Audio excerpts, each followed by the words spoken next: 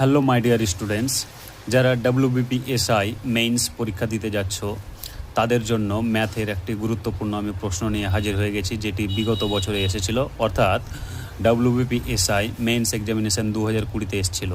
এই অঙ্কটি খুব গুরুত্বপূর্ণ, এই টাইপের অঙ্ক প্রায় এসে থাকে। তো চলো এর সলিউশনটা কিভাবে করা যায় দেখে নেওয়া যাক। তার আগে প্রশ্নটি পড়ে নেওয়া যাক। এক ব্যক্তি কোনো এক মূল্যে একটি বস্তু বিক্রয় করে 10% লাভ করেন। যদি তিনি দ্বিগুণ দামে ওই বস্তুটি বিক্রয় করতেন তবে কত শতাংশ লাভ করতে পারতেন? তাহলে দেখো সলিউশনটা কিভাবে করেছি। ধরে নাও বস্তুটির ক্রয় মূল্য হচ্ছে 100 টাকা।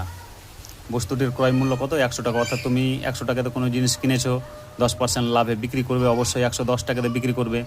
আবার বলেছে যে না, তুমি যদি দ্বিগুণ দামে বিক্রি করতে জিনিসটা, তাহলে দ্বিগুণ দামে বিক্রি করলে অবশ্যই তুমি কত, 110-এর দ্বিগুণ মানে কত, 220 টাকাতে বিক্রি করতে।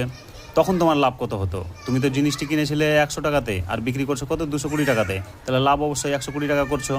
এই 120 টাকা কত টাকার উপরে করছো? তুমি 100 টাকায় জিনিসটি কিনেছিলে, তাই এখানে 100 টাকা ক্রয় মূল্য আর বিক্রয় মূল্য হচ্ছে কত, 220। তাহলে লাভ হচ্ছে কত, 120 টাকা। তাহলে তোমার শতকরা কত পার্সেন্ট লাভ হচ্ছে? শতকরা তোমার 120 টাকা লাভ হচ্ছে, অর্থাৎ লাভের হার হচ্ছে কত, 120%। এটা হলো সলিউশন। আশা করি বুঝতে পেরে যাবে।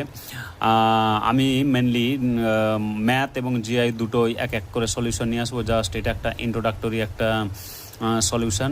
ম্যাথসেরও কোশ্চেন নিয়ে আসবো, জিআইয়েরও কোশ্চেন নিয়ে আসবো, এবং কোন কোন কোশ্চেন ইম্পর্টেন্ট আছে তোমাদের ডেসক্রিপটিভ ওয়েতে এগুলো করিয়ে দেবো।